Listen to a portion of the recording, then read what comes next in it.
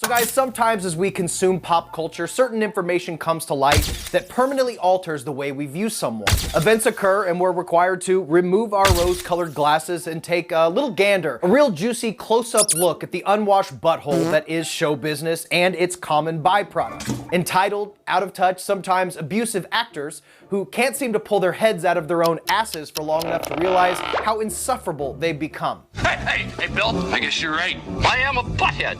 And today we're gonna put our noses up to that ass and get a big old whiff of the stinkiest balloon knot I've covered yet. Mr. William James Murray. He's one of the few actors in Hollywood that has reached this sort of legendary mythical status. Someone whose sheer existence at this point is that of some whimsical cult figure. A figure that has transcended being defined by his roles, but at the same time seemingly resembling them.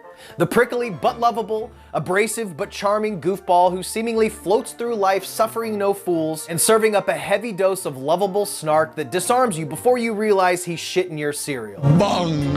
I'm sure you guys have seen Hollywood's favorite anti-hero on t-shirts and bumper stickers.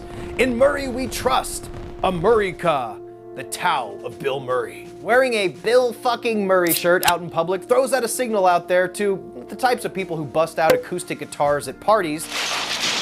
Sorry. That says, I'm a zany guy. You get a nod and a rad shirt, dude. That confirms your coolness like you're part of some really exclusive club. Bill Murray is that cult leader.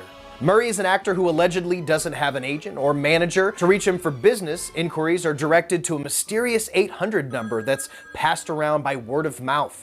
You leave a message to offer him a role and maybe you'll hear back and maybe you won't. His outright rejection of the Hollywood convention has only fueled this enigmatic transformation to the royal elder Bill that we know now. To the average fan, the Bill they know is the crotchety comedian from his roles in classic comedies Groundhog Day and Ghostbusters. But to others, including his previous co-workers, collaborators, he's a tyrant who expects those around him to bend to his will, worship the ground he walks on, and if you don't, you're berated, belittled, and in some cases, physically assaulted. I'll be the first to admit I had my blinders on for decades as well, choosing to ignore all the past hiccups in his public perception as misunderstandings. Until the last few years, when other actors and collaborators spoke out to talk about their experiences with Bill, shining a bright light on his true character behind the scenes. But the true catalyst for this video came with the most publicized incident of his career, with headlines involving the shutdown of Aziz Ansari's directorial debut feature film, Being Mortal. This stemmed from a serious accusation of misconduct, which resulted in a shady NDA and a $100,000 hush money settlement. Allegedly. This inspired me to do a deep dive into the many scummy ordeals that this Hollywood legend has put people through throughout his now decades-long career. Some of the incidents that we're going to talk about today may seem less severe, but some might enrage you. And when you put all of these puzzle pieces together, it undoubtedly paints a picture of an old-timer that hasn't learned a single valuable lesson in humility or respect, especially regarding his female collaborators. Sadly, the majority of these films he's most known for have a dark cloud over them due to how fucking overblown this man's ego is, and how he insists on carrying himself like a complete unhinged douchebag. Now, before we get into the many bridges burned in Hollywood, I wanted to point out some of the earliest signs of trouble for Bill that poked their heads out in the earliest stages of his career. Bill's first marriage to Margaret Kelly, of which he had 2 kids with, ended in divorce due to Bill's cheating with Scrooged costume designer Jennifer Butler, whom he subsequently married after Kelly filed for divorce. But Kelly didn't accuse him of the serious allegations that his second wife did. Yes, the cheating continued into his second marriage, but the allegations from Jennifer Butler are more disturbing and honestly pretty disgusting. In my opinion, starting a relationship with somebody who is currently married is already red flags that should have been thrown up for both parties. But nonetheless, Murray divorced Margaret Kelly and continued his relationship with Jennifer Butler, and according to her, being with Bill was a nightmare of drugs and alcohol abuse, infidelity, and later accusations of alleged physical abuse from Murray, resulting in not only divorce filings, but also a restraining order. Butler alleges an incident occurred where a drunken Bill Murray struck her in the face and then uttered the sincerely haunting words, "You're lucky I don't kill you." Really, really nasty stuff. Now, any accusations of abuse should be vetted. Marital problems can be complicated and volatile, and this is a case of one person's word against another. But this alleged incident certainly becomes more credible when thrown in the mix of the many, many similar descriptions of Bill's outbursts and bad behavior displayed as his career progressed on. Starting with physical violence on the set of SNL, stories began to emerge in the late 70s with an infamous story of Bill Murray and Chevy Chase getting into a fistfight due to Murray's on-set demands and arrogance. Dan Aykroyd actually gave Bill Murray the nickname the Murricane. Further word of disrespect on the set of SNL were detailed by Rob Schneider towards him and other cast members from a 1993 appearance. Which Bill Murray are you going to get? The nice Bill Murray? You're going to get the tough Bill Murray. Yeah. You know? He's super nice to fans. He wasn't very nice to us. He hated us on Saturday Night Live when he hosted. He did. Wow. Absolutely hated us. Seething. Hated Chris Farley with a passion. Like seething looking at him. He just hated all of us pretty much. Hated Sandler. Really hated Sandler too. Who did? Murray. Hated him. And yet a third incident on the set of SNL came from none other than Seth Green himself, having a story about Bill Murray dangling the young actor over a trash can. 9 years old, and I've never really actually told this story, but sitting on the arm of a sofa, there's nobody there, there's a TV on, and I'm like, hey, can I change this channel? And it turned out to be Eddie Murphy, was like, yeah, but you gotta change the channel. So I climb up on all these shelves and I change the channel. Bill Murray was hosting the show. Bill Murray, as everybody knows, is great with kids. So he saw me sitting on the arm of this chair and made a big fuss about me being in his seat. I'm sitting on the arm of this couch. There are several lengths of this sofa. Kindly F off. And he was like, that's my chair. And then my mom goes, since he's the Bill Murray, you should maybe give him his seat. Are you this much of a jerk? You're this rude to tell a 9-year-old to get out of your, what is this power play? He picked me up by my ankles. I know, right? Gasped from the crowd. Held me upside down. You have to remember, when I was 9 years old, I was probably less than 4 foot. He dangled me over a trash can and he was like, the trash goes in the trash can. And I was screaming. And I swung my arms, flailed wildly, full contact with his balls, full contact. He dropped me in the trash can falls over. I was horrified. I ran away, hid under the table in my dressing room and just cried and was like, oh my God, I don't want to do the show. I can't believe this happened. I've never been so embarrassed in my life. It was Eddie Murphy and Tim Kazurinsky. They come back and come to my room. They're like, everybody knows Bill's a dick. You be a pro, right? The show must go on. You're a pro, right? And I was like, I'm a pro. I'm a pro. We've never seen each other since. Now, so I'm currently editing this video and I found yet another story from the set of SNL with Jay Pharoah involved. And it's a crazy story. And I'm just going to play a little clippity clip here right now. Check it out. He was slapping the old guy because he was hitting me, Shannon. He wouldn't stop hitting me. When he shows up on a writing night where he's not even hosting, he's not hosting this week, he's just there.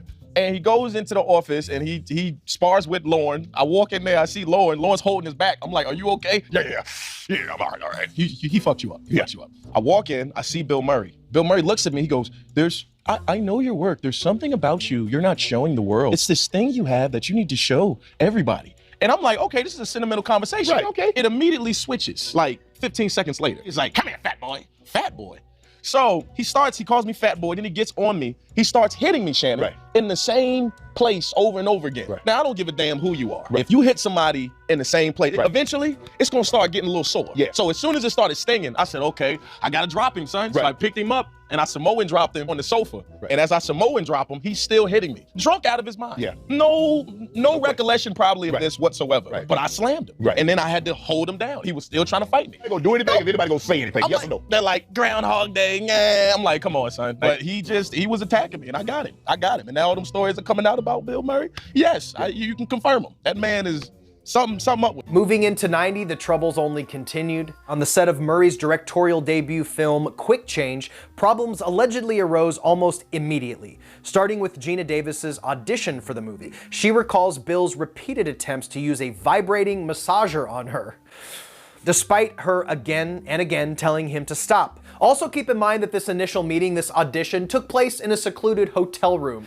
which is obviously intimidating and uncomfortable to begin with. Those details are pretty alarming, but things got even worse during filming, when Bill allegedly launched a brutal verbal assault on Geena Davis in front of hundreds of cast and crew and extras due to a supposed misunderstanding about her call time. The first day of shooting, we were shooting a huge scene out on an intersection in Manhattan with hundreds of extras and giant crew and all that stuff. They said, we're ready for you to come to set. And I said, well, costumes asked me to wait here 1 second. Can I do that or should I come with you? And he said, no. The AD said, no, go ahead, wait here. Seconds later, Bill Murray, in a full clown costume, by the way, slams into the trailer with rage coming out of his eyeballs and starts screaming at me and swearing at me, get the fuck out there, what the fuck are you doing? Move. And he got behind me and screamed in my ear, move faster, move it. And we're getting to this intersection where there's hundreds of people watching this, and he keeps it up until he says, stand there, and points to a mark on the pavement and starts shooting. And I was literally like shaking, and he elbowed me after a few takes and said, what's up with you? Come on, it's all good. He got you in line. You in line. That's what he was trying to do. You know, it wasn't like an urgent matter for me to go there. I learned that it wasn't. But he got the opportunity to really put me in my place and really shame me and So just so people know, Bill Murray's been accused of a lot of inappropriate behavior. Solange Knowles allegedly grabbed her hair, Lucy Liu. There's lots and lots of, and recently he's been pulled off of something. When you think about that, go ahead. Sorry, go ahead. I was going to say, but it's still, just talking about it actually, it's very emotional for me because, I felt so shamed, for somebody who wants to do things right, and I felt so ashamed that I didn't, and I never told anybody until I wrote the book. But Bill's continuing bad behavior towards Geena Davis peaked during an uncomfortable live TV appearance on Arsenio Hall with Murray repeatedly, making sexual advances toward the young actress, even pulling the strap of her dress off her shoulder multiple times. Davis is visually uncomfortable during this entire appearance, and it's extremely awkward to watch. But things only get worse though as we move through the 90s with more tales and horror stories of Bill's complete lack of professionalism and several more instances of alleged verbal and physical abuse coming out. One of the more public fallouts came in the form of Bill Murray versus the entire cast and crew of What About Bob, one of his most popular 90s comedies. The Murricane came through like El Nino on the set of What About Bob. Will you stop that, please? I would say that some of the stories alleged on the Bob set are some of the worst of his entire career, where his behavior progressed from childish and bratty to downright frightening physical and intimidating abuse should these incidents be true. During the filming of Bob, there was a dinner with the cast and crew, and at one point, after showing up to the get-together plastered drunk, Bill is nose-to-nose screaming at his co-star Richard Dreyfus as Dreyfus suggests a small tweak to a line, a scene in the movie. I didn't talk about it for years. Bill just got drunk at dinner. He was an Irish drunken bully, is what he was. He came back from dinner. He walked in and I said, read this. I think it's really funny. And he put his face next to me, nose to nose, and he screamed at the top of his lungs, everyone hates you.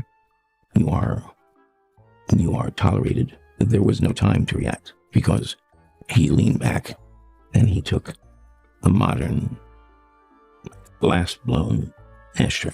He threw it at my face from closer than you are, and it weighed about 3/4 of a pound, and he missed me. He tried to hit me. I got up and left. Jesus Christ. And just when you think the vibes on this set couldn't possibly be any worse, there is an insane story of Bill Murray throwing a female producer into a fucking lake. During filming, allegedly Bill and producer and co-writer of What About Bob, Laura Ziskin, had an on-set disagreement about Bill's days off of filming. And apparently the conversation wasn't to Bill's liking, at which point Bill snatched Ziskin's glasses off of her face, broke them into pieces, and threw them across a parking lot. Also, supposedly verbalizing that he should have thrown her across the parking lot as well. What a nice guy, what a sweetheart. The argument continued to heat up to a level where this grown-ass 6'2" man forcibly grabs this petite woman and launches her into a nearby lake. The cast and crew were left stunned upon witnessing this entire altercation. Allegedly. Moving forward, Bill, a grown-ass man, was giving handlers and security to keep him separated from people he just couldn't get along with. And as we move into the 2000s, things don't get much prettier. If Bill hadn't soured enough personal and professional relationships in the 80s and 90s, by the time the early aughts rolled around, our boy was determined to be the cry bully he is. The legendary story of Bill Murray headbutting Charlie's Angels director McG is a wild one. McG alleges, "If it was an inch closer, my nose would have been obliterated." Murray, being the stand-up guy he is, of course denied the allegation and responded with a fairly macabre comeback. He has a very active imagination, he says of McG. He goes on to say that he never headbutted McG, but then elaborated. "He should be pierced with a lance and he deserves to die." I don't know what could have happened on a movie set that would warrant somebody to be pierced with a lance and murdered, but apparently that's Bill Murray's take on the incident. Now, Bill didn't reprise his role in the sequel to Charlie's Angels, and if his absence in Full Throttle wasn't due to Bill and McG's on-set MMA moment, it was surely related to the despicable way he treated yet another female cast member, Lucy Liu. Murray had a major altercation with Lucy Liu on the set of Charlie's Angels as well. As we're doing the scene, Bill starts to sort of hurl insults, and I won't get into the specifics, but it kept sort of going on, and I started to see, I was like, wait, he seems like he's looking straight at me. It was unjust, and it was uncalled for, and it was, some of the language was inexcusable and unacceptable, and I was not going to just sit there and take it. So yes, I stood up for myself. Angels producer Sean O'Banion finally cleared the air years after the long-storied incident occurred. And the story goes like this. Yet again, Bill gets on set and promptly self-promotes himself to head writer, producer, director, and acting coach, proceeds to rewrite pages of the script on the day, and drops them in everybody's on-set trailers. He expects everyone, including Drew Barrymore, whose production company produced the film, and director McG, to do whatever he says. You know, because he's Bill fucking Murray. O'Banion goes on in the Twitter thread from 2021, "Lucy spoke up and said something like, 'This is way out of line.' Bill turns to Lucy Liu and belittles her career, which, mind you, was fully popping the fuck off at the time. She apparently then responded by calling him a sucker and walking off set. Which I personally think is hilarious. Lucy Liu is a badass for not taking his tired bullshit. Again, if this was just one isolated incident, you can give Billy Boy the benefit of the doubt. But when you line all these ducks in a row, it paints a sad, sad picture of an insecure bully who's only satisfied when his ego is being fed a feast of butt kissing. And that, my friends, brings us to 2022. Production of Aziz Ansari's feature directorial debut, Being Mortal, was shut down after an incident while filming. According to multiple sources on set, allegedly, the 72-year-old actor straddled and began to kiss a much younger production staffer. The woman is not named, but she says Bill outweighed her and she was unable to move as Murray laid on top of her, kissing her mouth and body on a bed that was part of the set. The young woman was rightly mortified, but was still highly pressured to sign an NDA, a non-disclosure agreement, along with a sizable settlement, which is just a thing that rich people do to get people lower in the power structure to shut the fuck up. This whole situation reeks, and I just feel bad for all the folks who just showed up to do a job and are subject to an egomaniac with a penchant for verbal abuse and physical intimidation. Now, I know many of you will defend Bill Murray in the comments, either not believing the stories or minimizing them, or maybe some of you will be indifferent altogether. To that, I say take everything we talked about today as a simple reminder that it's okay to form our own opinions on the people you support or don't support. But remember, whether it's pertaining to Bill Murray or any other artist for that matter, no one should ever feel like they're somehow exempt from treating those around them with dignity and respect, no matter how wealthy and successful you become. And remember, the internet is forever, so if you don't want asshole YouTubers like myself taking you to task, there's a simple way to avoid that. Two simple words immortalized by the one and only Dalton Vaughn in the 1989 motion picture Roadhouse. And those two words are, be nice. All right, guys, sound off in the comments, drop your thoughts down below, and I think we're done here. Stay weird. Remember to always be your goddamn self, and I will see you in the next one.